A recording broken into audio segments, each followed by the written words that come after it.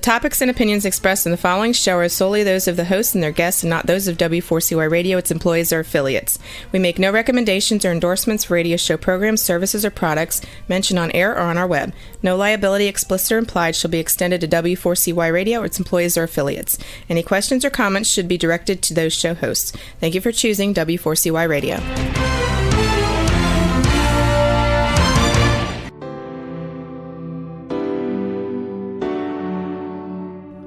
Welcome to the Legacy Leavers series on Success Secrets Exposed. Tune in live every Tuesday at 7 p.m. Eastern Time or Wednesday mornings in Australia on W4CY Radio and Talk4 TV. The series showcases experts, changemakers, and disruptors leaving a lasting legacy with those sharing their wisdom with the world.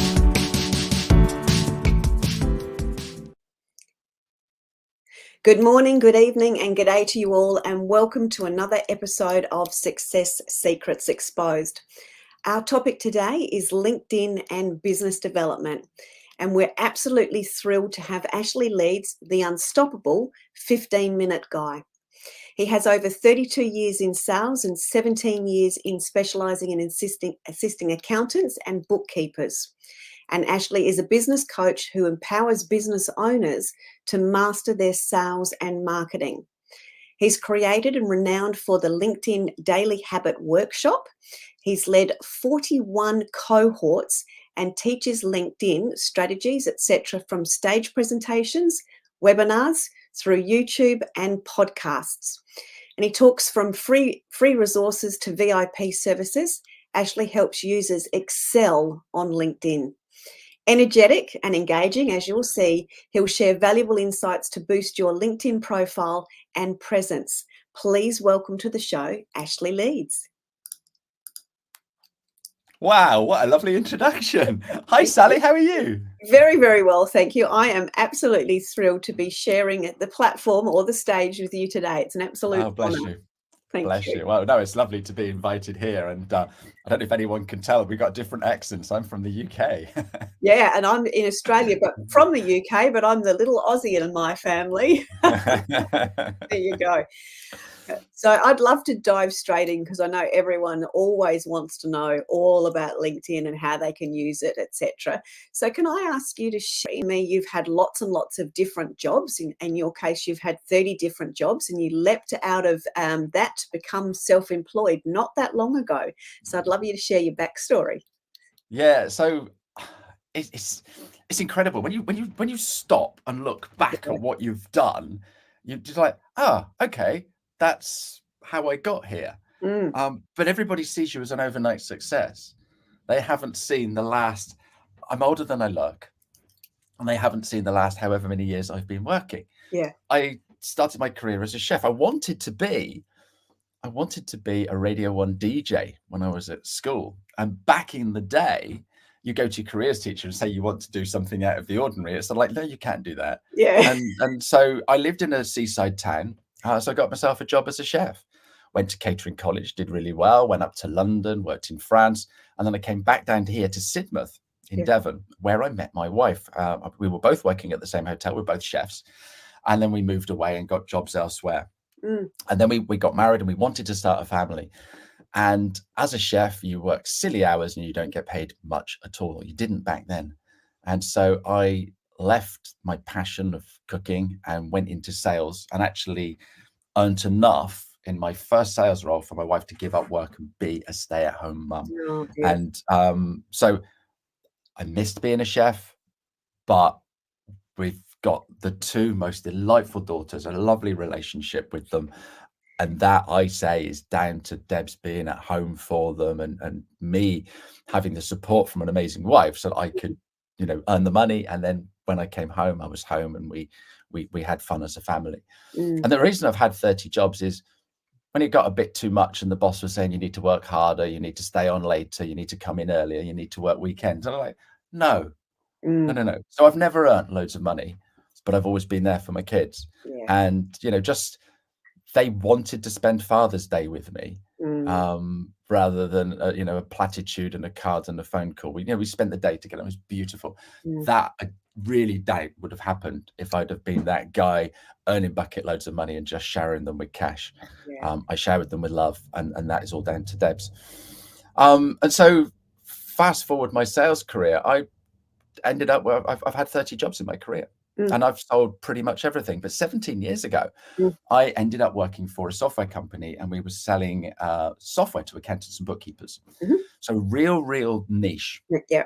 And really technical, and I love all that technical stuff. And, you know, when I was at school, we didn't have computers. There was no computers at school. There was one kid in my maths class that had a home computer, and it was a Spectra. It was a Sinclair ZX81, which is really showing my age. You even know what that is. So yep. No, exactly. And so we didn't have computers. So I'm now working at this job where I'm helping accountants, and we're doing all this software stuff, and it's amazing, and I'm absolutely loving it. And exploring what computers can do, what software can do, how it can help us. So yeah, I'm loving all this AI and all the stuff we've got now. And I stayed in that space, and I've been in that accounting space since 2007 and had a couple of different jobs. But latterly, I ended up working with a business where we were coaching accountants to help them grow their businesses. Oh, wow. No disrespect to the accounting fraternity, but they're brilliant at numbers, not very good at standing up and saying they're brilliant. Yes. And selling themselves. And so that's where my coaching bug came from. And I thoroughly enjoyed it. You know, you turn around to kids and you say, what do you want to be when you grow up? What do you want to do when you leave school? All that sort of malarkey. I still didn't know until I got that role coaching. And that's when I found what I really loved, and I found my passion. Yeah, beautiful. And so that's what I did. And then we had COVID. I don't know if you remember COVID. I do, yes. Yeah. The Ugg boots and the track pants era. Yeah. Absolutely. and staying indoors and not going out. Yeah. And it was that totally changed my trajectory. Every day I go for a walk. I love walking. It's great for my mental health. It's also great for my fitness. And it just gives me space. I use that space for walking, and I, enjoy the countryside, but I also listen to a podcast. I listen to an audio book. So I'm personal developing all the time. Yeah. When we had COVID in the UK, Boris Johnson turned around and said, you're not allowed out of your house. You can go for 1 hour and do a walk. So I did my 1 hour walk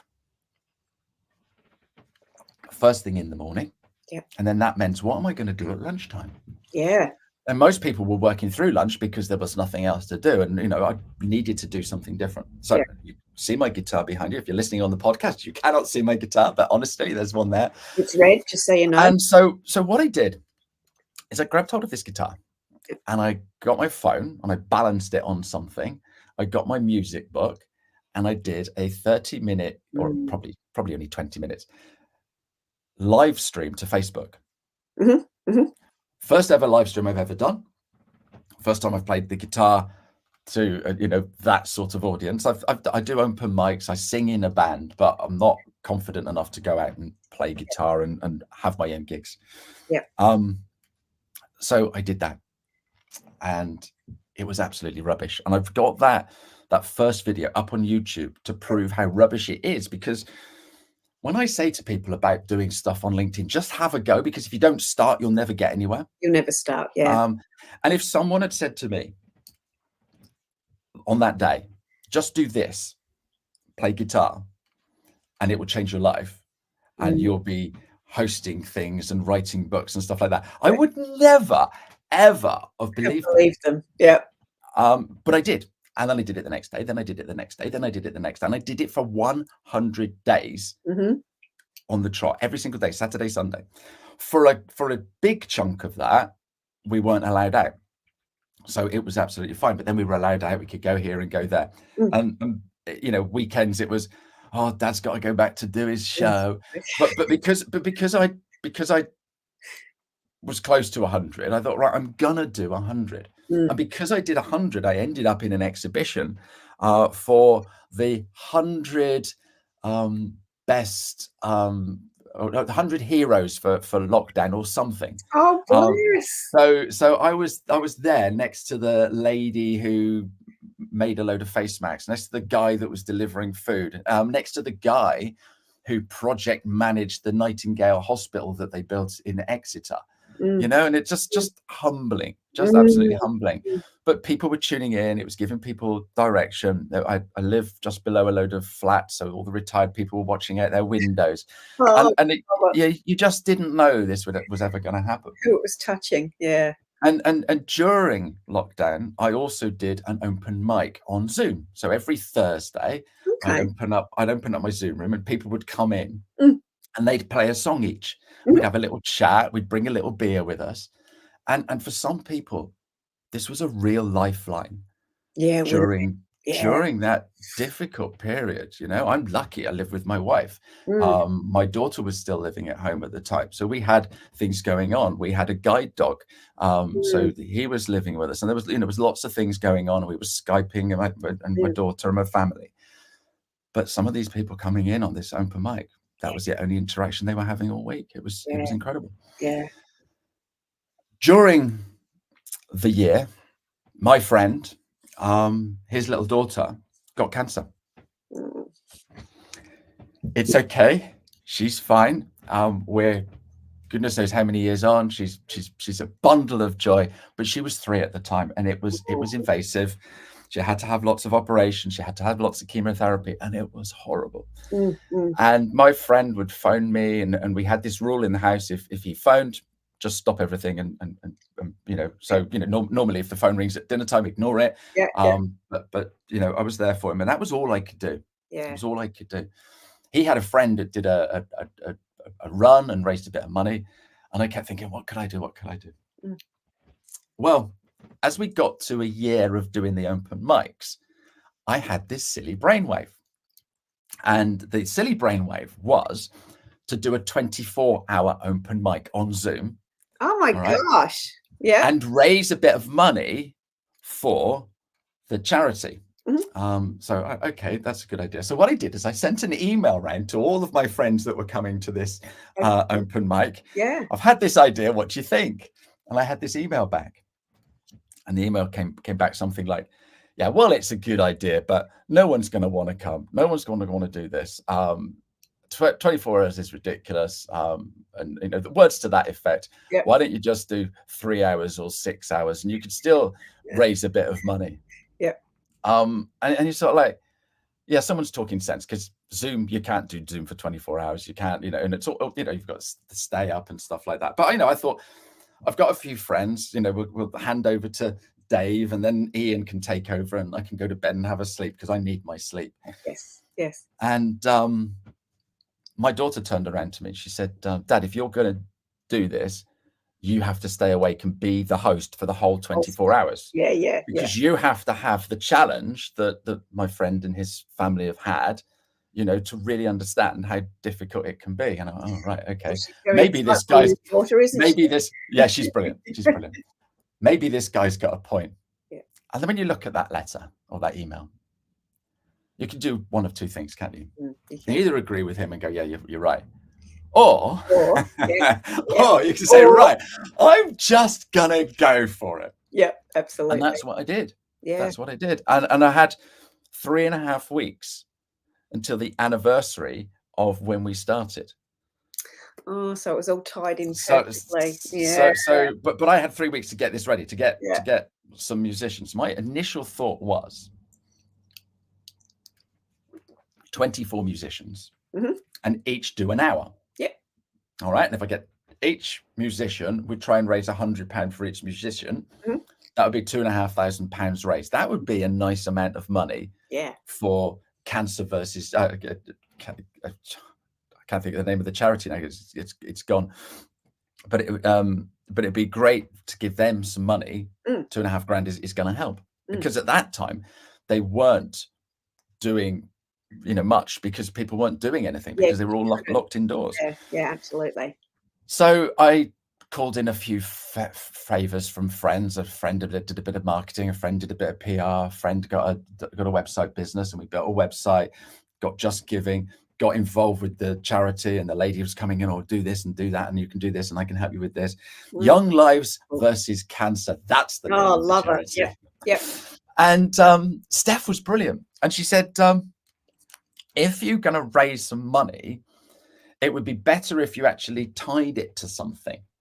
And so what my friend and his family were doing, they were staying in this little hostel thing. It was called Sam's House.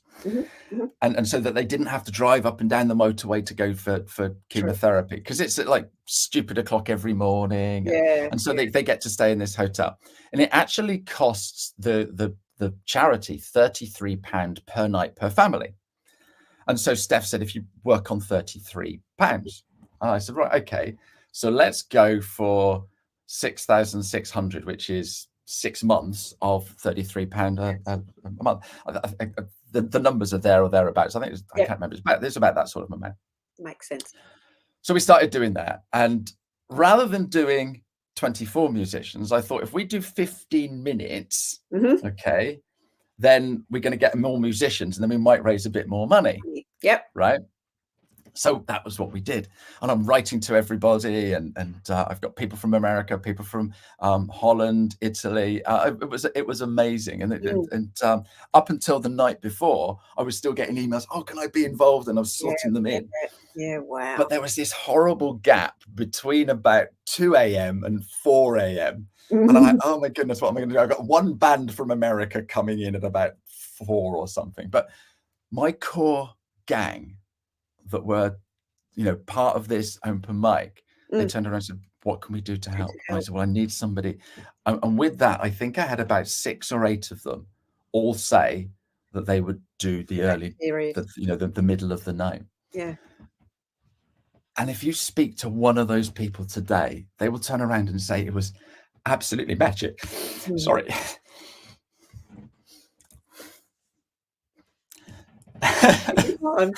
It's 4 years ago. Yeah. Just goes to show how impactful it was for all concerned. So thank you for sharing. Keep going. We did that through the middle of the night.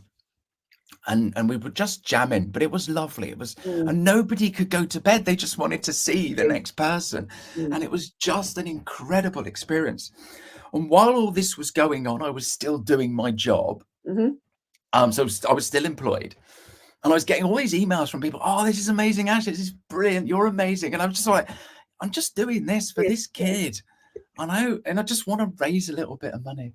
Anyway, it's on the Friday. So it starts at 4 o'clock on the Friday. So I did a full day's work before. And it goes off all day Saturday to 4 o'clock on the Saturday. And about the Wednesday or the Thursday, I could see that I was close to my target of £6,000. And Steph contacted me. And she said, I think you might want to change the total. And I said, you know what? I was having exactly the same feeling. Trust you. It was £6,022. Yeah. And she said, put it up to 10. And I said, no. We've got to hang it on something. Let's do 12 months. Let's do 12 months of Sam's House, which is £12,044. Yeah. So I went into Just Giving and changed the dial. And the dial was nearly up to hitting it. And I just knocked it straight back down. Yeah. We did the 24 hour. It was absolutely incredible.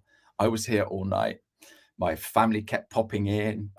My daughter was here in the middle of the night. There was always someone around. They got me loads of things, loads of treats for every hour. I'd open it up, and there was, it was just incredible. And every time someone came on from wherever they are in the world, thank you for letting me be involved. I'm like, no, thank you. It was just amazing. Anyway, we ended at 4 o'clock, and at 3:30 we had Mike Reed. I don't remember the Radio 1 DJ Mike Reed, but he came on and did 15 minutes, and then Will did 15 minutes. Yeah, and Will played some amazing songs and had us all in tears. Yeah, and we finished the day at about £8,000. We then ended up on the local radio. And then on Wednesday, we ended up on local TV. And on local TV, that was also the Wednesday was also the same day that my friend's daughter rang the bell to say she was cancer free. So they ran this story all day, going again, and they ran this story all day. And this little girl, she's ringing this little bell. Oh, bless her. And then the show. So there's a little bit each, there's breakfast show, a lunchtime show, and then the evening show was right at the very end of the show. So this aired at just before 7:00, and we were 1,800 quid short of our target. Wow! Oh my gosh! My phone was pinging left, right, and centre, Yeah. donations coming in, and we had an anonymous donation of 1,800 quid Oh. at 7:00.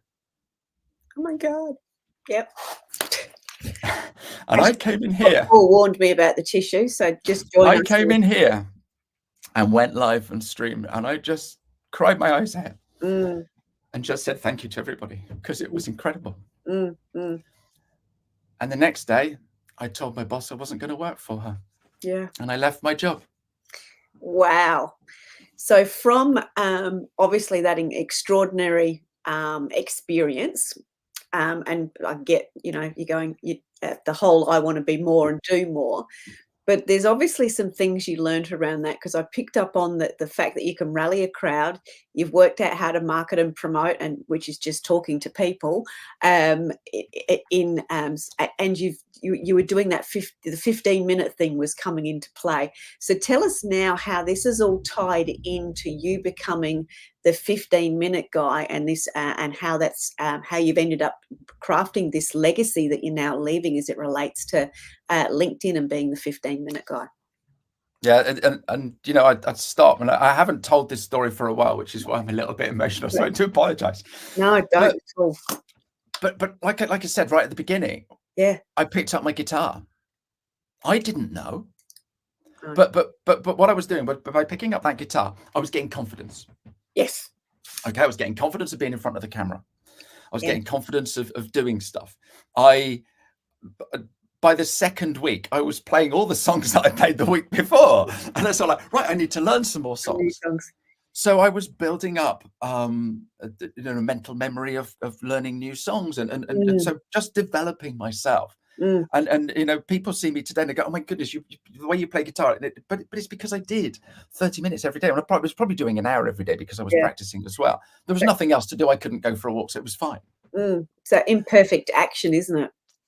Absolutely. And this is what I tell people all the time. I can't do this because I haven't got. I can't do that because this isn't ready. And if you go back and think about it, right?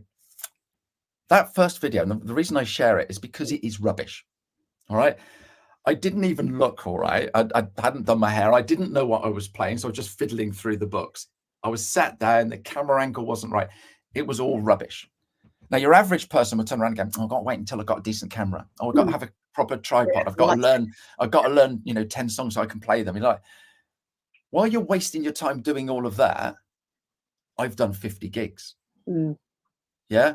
If I've done 50 gigs, I've got 25 hours of camera experience. Yeah. How much confidence has that given me? Yeah. And so the reason I left my job is I just didn't like working with my boss anymore. We were at war. Yeah. And I just had the confidence to just quit, and I was going to go and find myself another job. This was it. This is it. My whole mindset was, I will get another job. My wife grabbed me by the throat. It's just going to ask. Pinned me up against the wall. And she said, Ashley, you are not working for anybody else ever again. You've just done that. You can do anything. Yeah. Set up your own business. Good. What can I do? You can coach accountants and bookkeepers. So that's what I did. Yeah. And then my boss turned around and said, you signed an anti-compete clause. You're not allowed to do this. You're not allowed to do that. And you can't do this. And you shouldn't be doing that.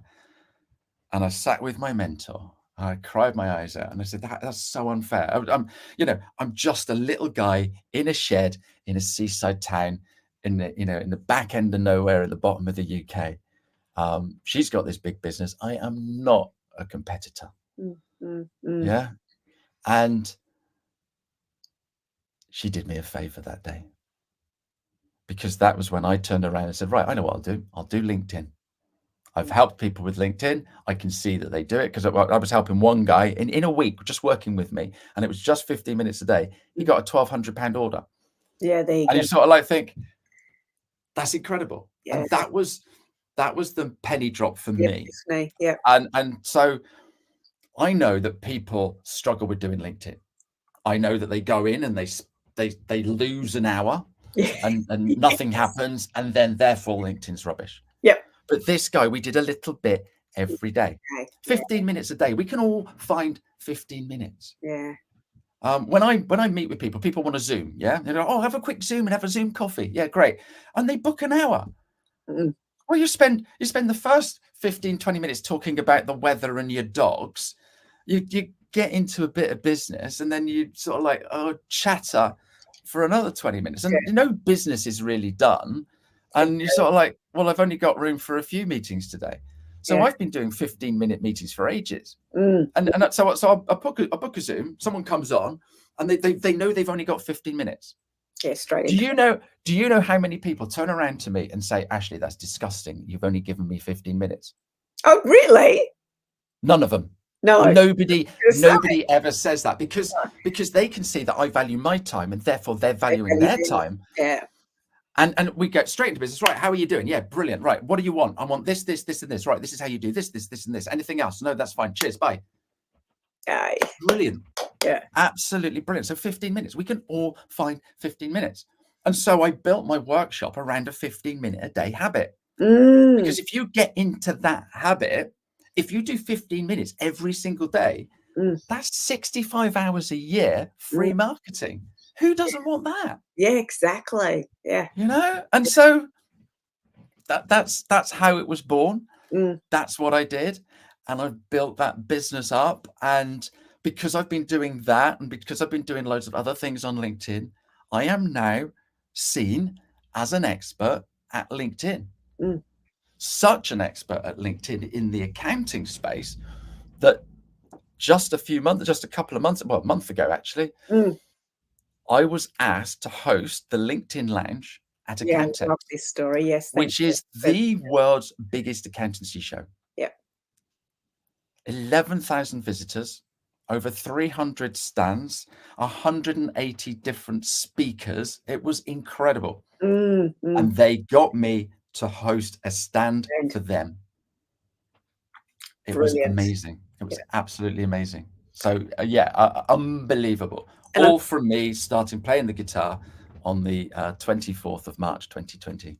You've just answered my question, and I was going to say, and it was not that long ago. So it's been in such a short time. So and I love the story, because it's that 15 minutes. It's short, sharp, it's shiny.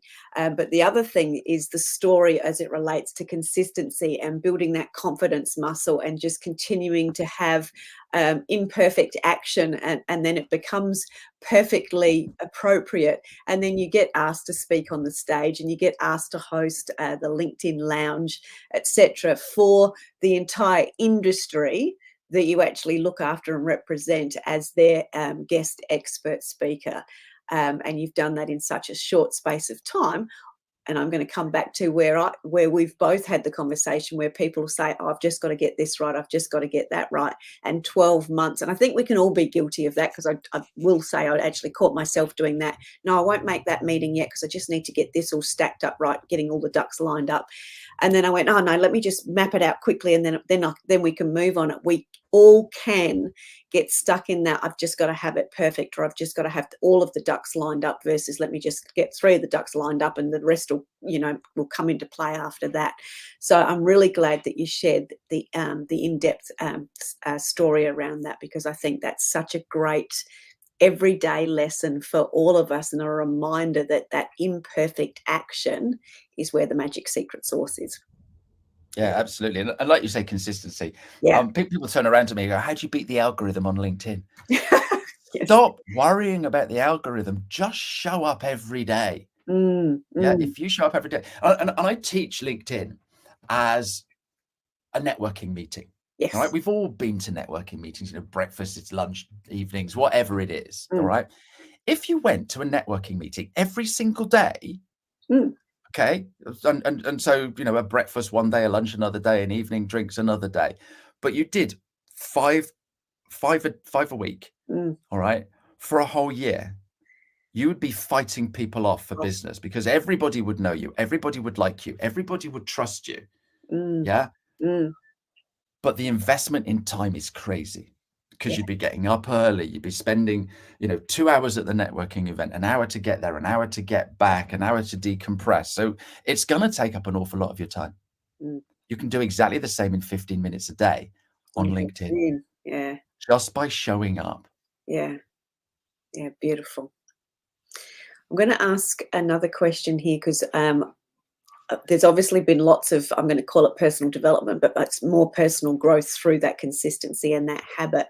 But I'm going to ask, having been through the experience as it relates to the fundraising that you did now, and as it relates to the work that you do with the experts, I was going to ask this question of you, but I'm going to ask the question as it relates to the target audience that you serve. And that is, what beliefs are you still finding you having to bust with the clients that you work with? E.g., where are they still getting stuck? And what is it that you're actually helping them break through around this LinkedIn scenario? Obviously, it's coming from that perspective of it being a networking event, and that they can do it in 15 minutes and they're not getting sucked into that time warp of losing time in it. And I think that's why I've sort of rephrased this question, is because everyone, I've heard people say, I went on LinkedIn and then I was going to do a post and I couldn't work out what to post, and then I was there for an hour, la. And I'm sure you hear that and more. So share some of that with us. It's the confidence. Yeah. It is the absolute confidence. And I haven't always been this confident. I was a spotty teenager when I was a kid, and I couldn't say boo to a goose. And I've just, it's just each day stepping outside of your comfort zone. I've been a performer, so I've been on stage singing and acting and stuff like that, and I think that does help. Yeah. But at the end of the day, it's trying to get over the fact that nobody cares. Yeah. Because everybody else is suffering with the same confidence worries. So they really don't care. And I tell a story when I'm training and stuff like that about confidence. And so that is the thing that I give people, because they can see that I've done it. I'm just a normal guy. Yeah. And so I was at this show. I did a contest. I took my daughter, and she just sees me as dad, the joker, the idiot, the whatever, the guy that puts a shelf up when I need a shelf, the guy that gives me a hug when I'm a bit sad. Yeah. She doesn't see me as this expert in LinkedIn. She doesn't see me as being well known in the accounting space. So I can walk down the seafront, and I know a lot of people in town, but just people wave at me. I was like a celebrity at the contest because so many people know me and want to come and say hello and stuff like that. And it's that is mind blowing. Yeah. But it is all down to the conceit and being confident. Yeah. And so I share that with people and give them the confidence to go and do it, because I can't write anything on LinkedIn. But this is an accountant or a bookkeeper. And they have a client in that's trying to run a business, and this client hasn't a clue about numbers. And they'll spend an hour with this client and give them the confidence to go back to their business and shave things off here, do things here, and all that sort of malarkey. Yeah. And like, look at what you've done. Yeah. And they don't see that as being an expert, because that's what they do. Yeah. It's just part. It's not like thing. Yeah. Right. Yeah.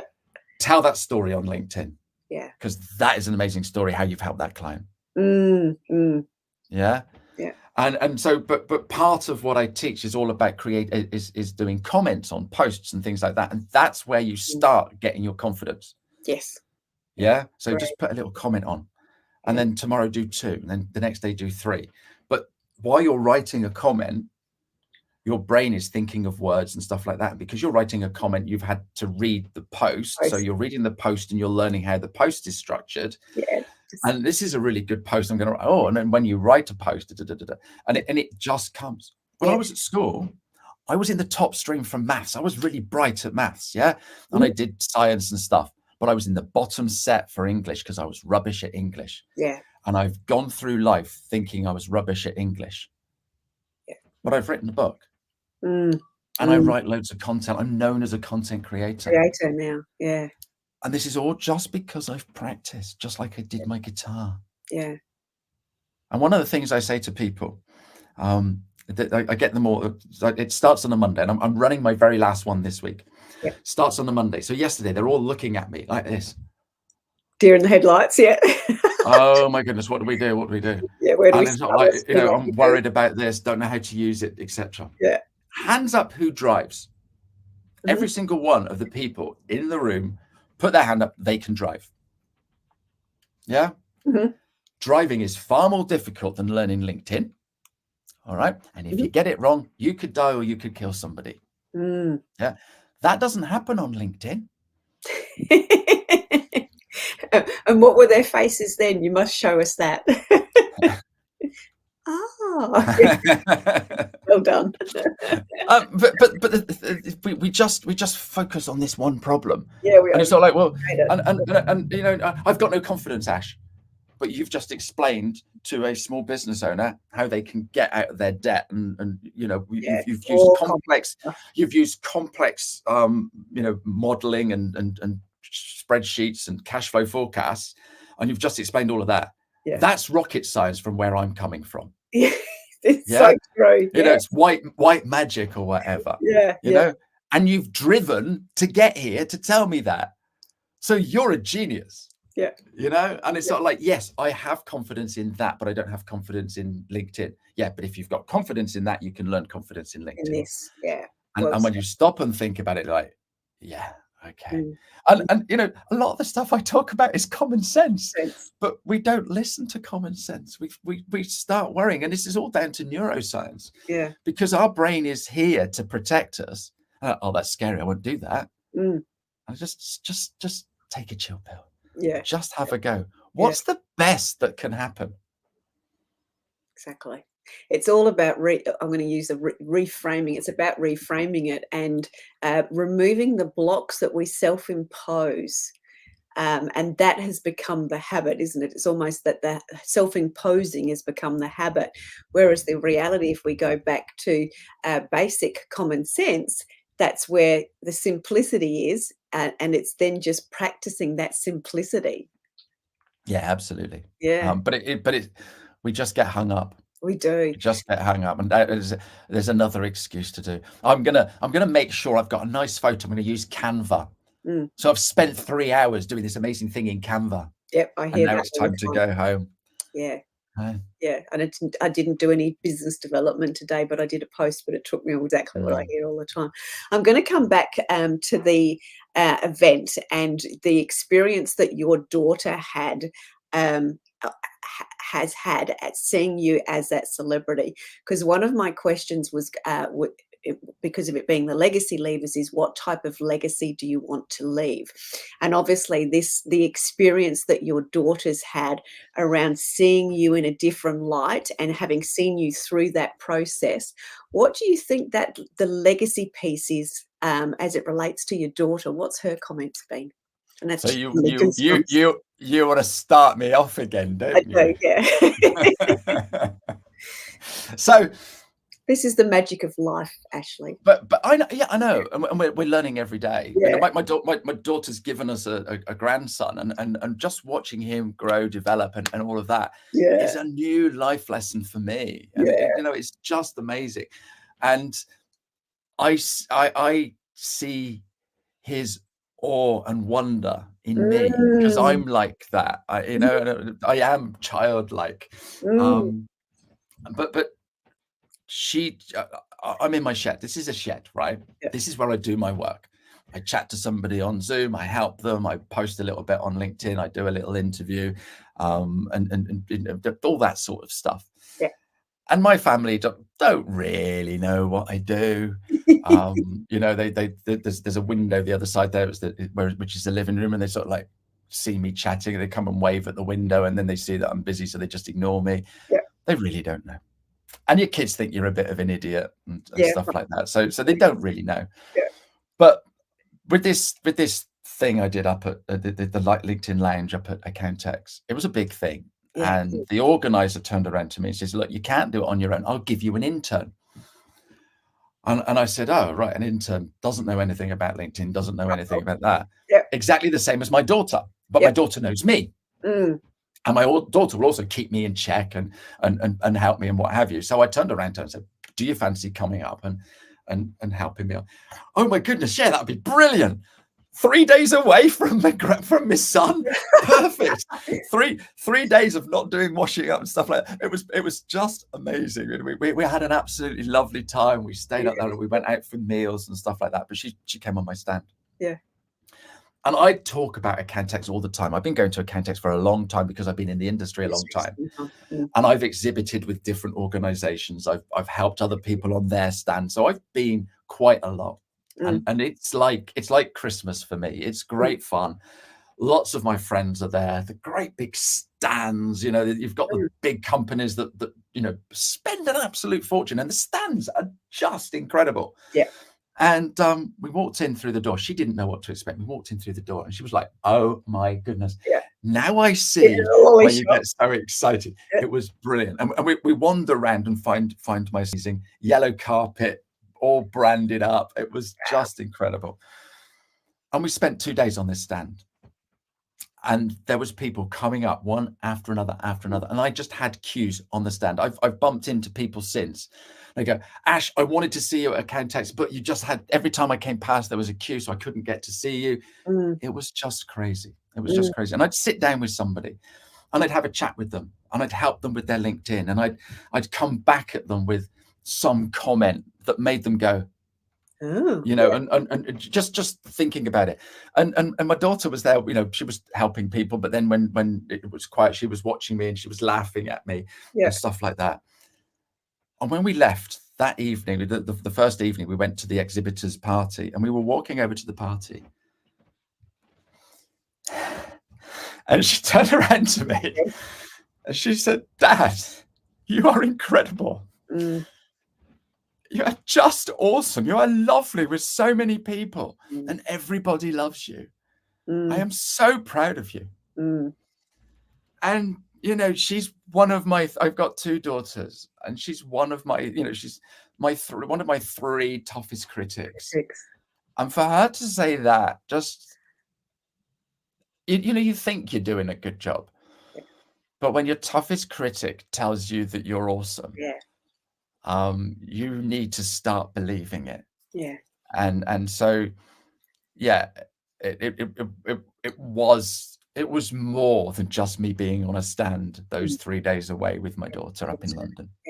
And what do you think that has changed for her as it relates to her life? Have you seen or noticed anything since then in her? Yeah, she's more focused on her business. And she's cut out some of the stuff that she does. So she's this is incredible. She's a graphic artist. She designed my book cover. And short illustrator. And she's written a couple of books and she does gift cards, birthday cards and things like that. And she was selling them through one format and now she's selling them through a company called Thoughtful. And the whole idea of Thoughtful is she can upload card designs and people can just buy them. She doesn't have to do anything. Yep, that makes sense. Okay. She when she first started, and at her home, she has got a pile of cards that she's got to sell and she's got to wrap them up. She's got to post them up, and it just ridiculous. So she doesn't make as much profit on the Thoughtful cards, but if she gets the right card, and she had a Father's Day card that did really well. So now she's more focused on that. And so, yeah, she knows that she can make a living out of her business. And I think she's already got it because she's homeschooling our little grandson, and she's being an amazing mother. And this kid is he's incredible. And she's doing what we did. So she's not palming him off on us or childminders to go and earn. She's saving the family loads of childcare costs and giving that kid love, support, encouragement and stuff like that. Beautiful. Thank you for sharing that. I wanted to ask that, with it being part of the legacy levers, I think yes, our businesses leave a legacy of their own, which is clearly happening for you. But I think also with having children at different ages, we are leaving a legacy as it relates to the inspiration and the confidence and the strategies and all those sorts of things, and the love that we give our children. So thank you very much for sharing that. We have fast come to the end of the show. So I'd love you to share a little bit now in the last few minutes that we've got of how people can best reach out to you. Obviously, it's LinkedIn, but how can they find you and reach out with you and connect with you for support with their LinkedIn? So if you find me on LinkedIn, it's dead easy. The other thing is I go under the pseudonym of the 15-minute guy because it's all about 15 minutes. Yep. So if you Google the 15-minute guy, I will come up. And that is all because of the consistency. So it's Ashley Leeds. You'll find me on LinkedIn. Just reach out, connect with me. On my LinkedIn page under contact details is a little website link that is free resources. So you can go and help yourself and get a load of free stuff. I love having Zoom coffees. So if you want a Zoom coffee with me, you can book. I've cut it down to 10 minutes because so many people want to talk to me.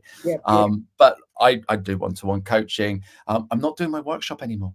But what I've done is I've packaged it up, and you can buy that for £47. It's got a money back guarantee, and just do that. And what I've factored into that is once a month I do a free Zoom drop-in surgery. So if you buy that course, you can pop in and ask me anything once a month. And that's all free. So there's no excuse for not doing LinkedIn. And what you've got to remember is LinkedIn isn't a job site. It's a big networking place. There's 1 billion people on LinkedIn. So you're going to be able to find your client. But this is the thing. If you're listening to this right now, write this down, get a pen. Less than 5% of people create content on LinkedIn. So if you create content on a regular basis, and that only needs to be once a week, you'll be better than 95% of people on LinkedIn. Thank you. Beautiful way to finish off. Take that advice. I giggled there around the title of the surgery because Ashley has surgically helped me with my LinkedIn profile in one of those 15-minute sessions, and it was gold. So I do invite you to do that as well and connect with Ashley and take advantage of those fabulous resources. Thank you once again, Ashley, and we look forward to seeing you again on another episode of Success Secrets Exposed. See you next time. Bye. Thank you. Bye-bye. Bye. Remember, if you want to be sought after and sold out, as well as being known as the obvious expert in your industry, you need to speak with Sally, our host of Success Secrets Exposed. Sally is the founder of Monetize Your Content, a done-for-you content marketing agency that helps you be easy to buy. See you next week on another episode of Success Secrets Exposed. Tune in live every Tuesday at 7 p.m. Eastern Time or Wednesday mornings in Australia on W4CY Radio and Talk4 TV.